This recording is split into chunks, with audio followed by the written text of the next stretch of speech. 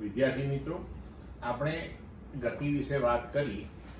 હવે આપણે ગતિનો જ્યારે અભ્યાસ કરીએ છીએ, કોઈ પણ પદાર્થની ગતિ જોતા હોઈએ તો આપણને ખ્યાલ આવે છે કે પદાર્થ એક ધારા એક જ વેગથી, અચળ વેગથી ગતિ કરતો હોતો નથી. એના વેગમાં પણ ફેરફાર થતો હોય છે. વેગ વધે સતત, કાં તો સતત ઘટે, આવું બધું બને.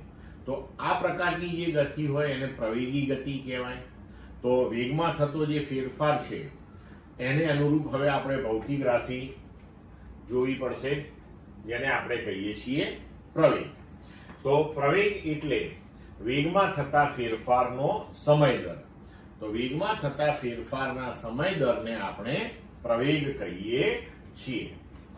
તો સુરેખ પથ પર ગતિ કરતા કણનો ધારો કે t1 સમયે વેગ v1 છે અને t2 સમયે વેગ v2 છે, તો ડેલ્ટા t એટલે કે t2 માઇનસ t1 જેટલા સમયગાળાની અંદર કણના કે પદાર્થના વેગમાં થતો ફેરફાર કેટલો થયો, તો કે v2 માઇનસ v1. તો એને અનુરૂપ આપણે લખી શકીએ કે સરેરાશ પ્રવેગ બરાબર વેગમાં થતો ફેરફાર ભાગ્યા સમય ગાળો. તો સરેરાશ પ્રવેગ બરાબર v2 minus v1 upon t2 minus t1. તો એને આપણે લખી શકીએ delta v by delta t. તો સરેરાશ પ્રવેગ જે છે સદિશ રાશિ થઈ અને એની દિશા એ વેગનો ફેરફાર જે દિશામાં હશે એ દિશામાં થશે. વેગનો એકમ મીટર પર સેકન્ડ, સમયનો સેકન્ડ. તો મીટર પર સેકન્ડ એટલે કે એનો SI એકમ થશે મીટર પર સેકન્ડ સ્ક્વેર. હવે વેગમાં જો ઘટાડો થાય તો તેને આપણે પ્રતિ પ્રવેગ કહીએ છીએ. જો limit delta t tends to 0 લેવામાં આવે તો t સમયનો તત્કાલીન પ્રવેગ મળે છે. તો તત્કાલીન પ્રવેગ જે છે અથવા તો તાત્ક્ષણિક પ્રવેગ જે છે એ આપણે વેગના સમયની સાપેક્ષના વિકલનથી રજૂ કરી શકીએ. જેમ કે આગળ ઉપર આપણે તાત્ક્ષણિક કે તત્કાલીન વેગને સ્થાનાંતરના સમય સાપેક્ષના વિકલનથી રજૂ કર્યો હતો.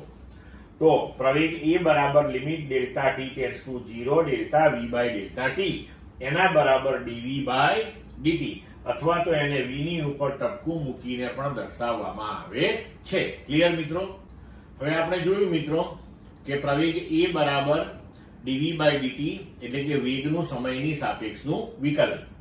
પણ વેગ એટલે dx બાય dt સ્થાનાંતરનું સમયની સાપેક્ષનું વિકલન.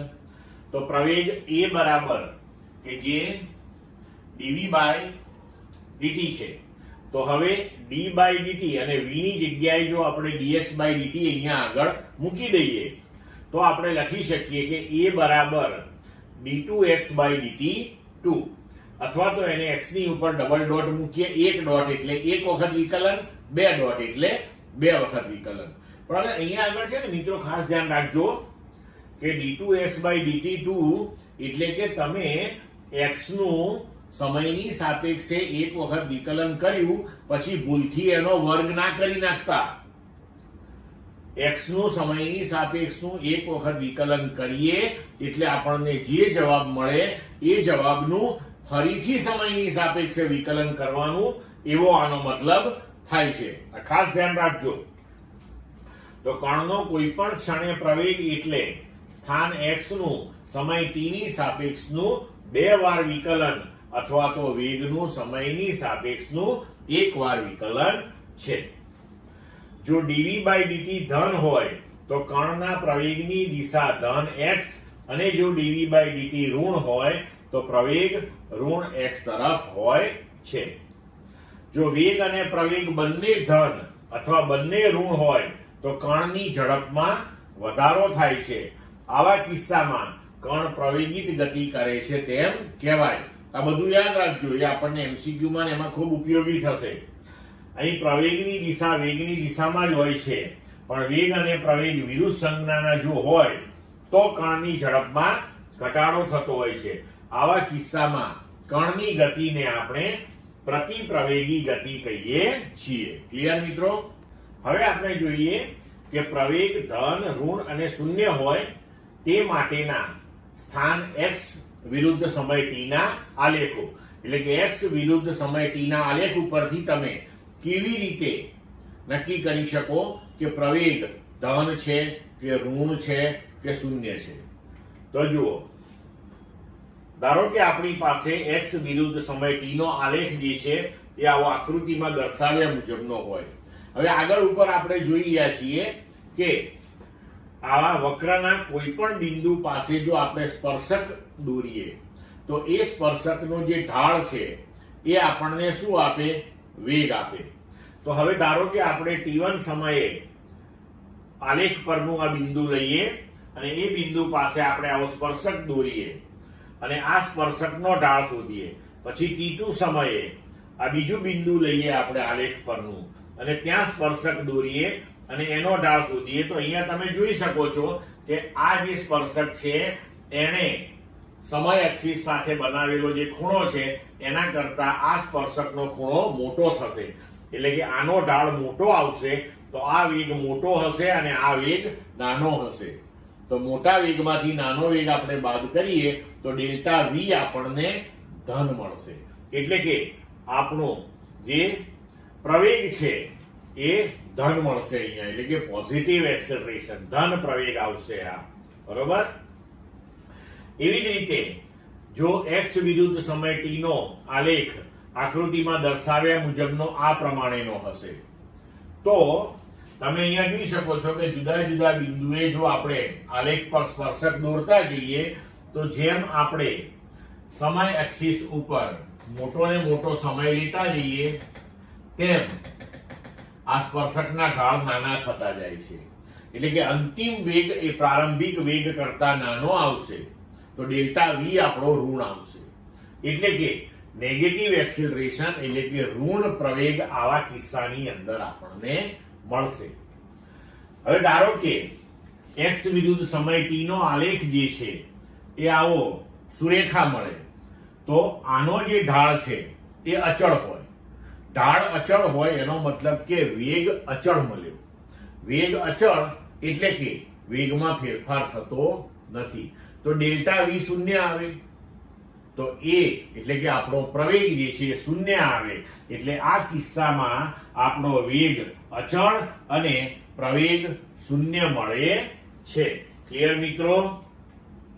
હવે આપણે નિયમિત પ્રવેગી ગતિ માટે વેગ v વિરુદ્ધ સમય t ના આલેખો જોઈએ.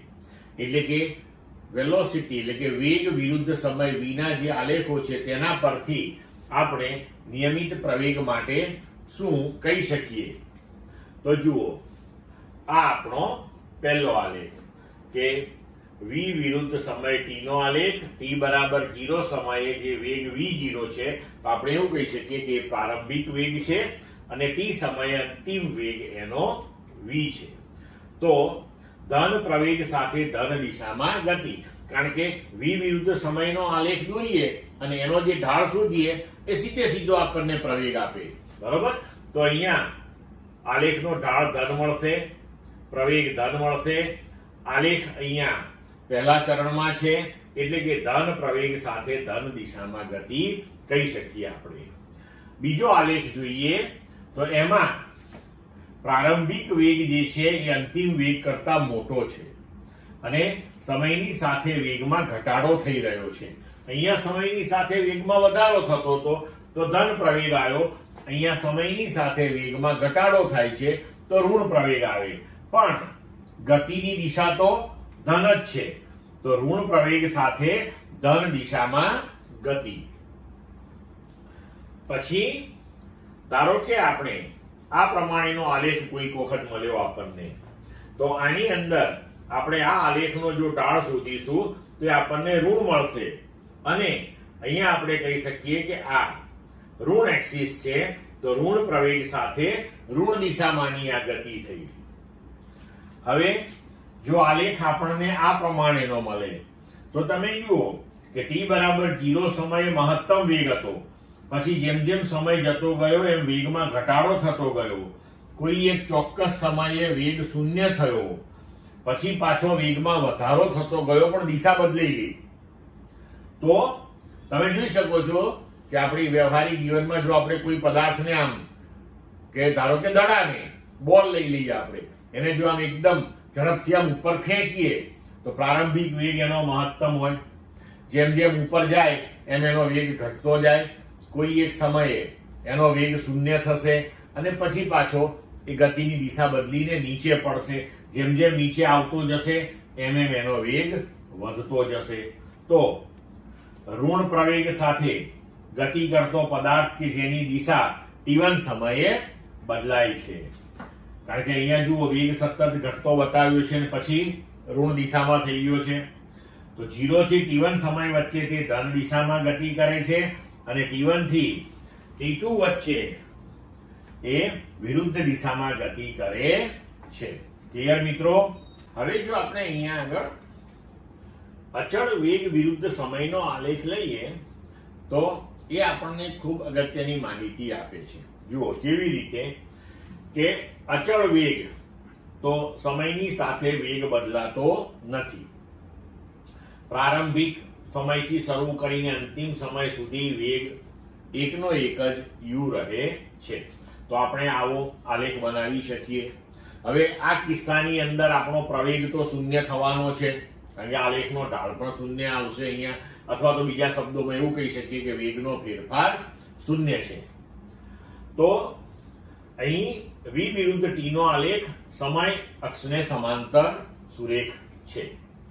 તો t બરાબર 0 થી t બરાબર કેપિટલ T સમયગાળા વચ્ચે મળતા આલેખ વડે ઘેરાતું ક્ષેત્રફળ જે આપણે અહીંયા શેડેડ કરીને બતાવ્યું છે, તો એના માટે આપણે આ ભાગ જે છે એ u થઈ ગયો અને આ ભાગ જે છે એ t થઈ ગયો. તો આ લંબચોરસ જે છે એનું ક્ષેત્રફળ આપણે લઈએ તો એ u ઊંચાઈ અને t પહોળાઈની બાજુવાળા લંબચોરસનું ક્ષેત્રફળ થયું કહેવાય. હવે આ ક્ષેત્રફળ જે છે એ આપણને કાપેલું અંતર અથવા તો સ્થાનાંતર આપે, કારણ કે ક્ષેત્રફળ લઈએ એટલે વેગ ગુણ્યા સમય મળશે અહીંયા, અને વેગ ગુણ્યા સમય આપણને શું આપશે? સ્થાનાંતર આપશે. તો કોઈ પણ સમયગાળામાં પદાર્થે કાપેલું અંતર અથવા તો સ્થાનાંતર એ તે સમયગાળામાં v વિરુદ્ધ t ના આલેખ અને સમય અક્ષની વચ્ચે ઘેરાયેલું જે ક્ષેત્રફળ છે એના જેટલું હોય છે. આ યાદ રાખજો, ખૂબ ઉપયોગી વસ્તુ છે અને MCQ ની અંદર આપણને બહુ જ કામ લાગશે.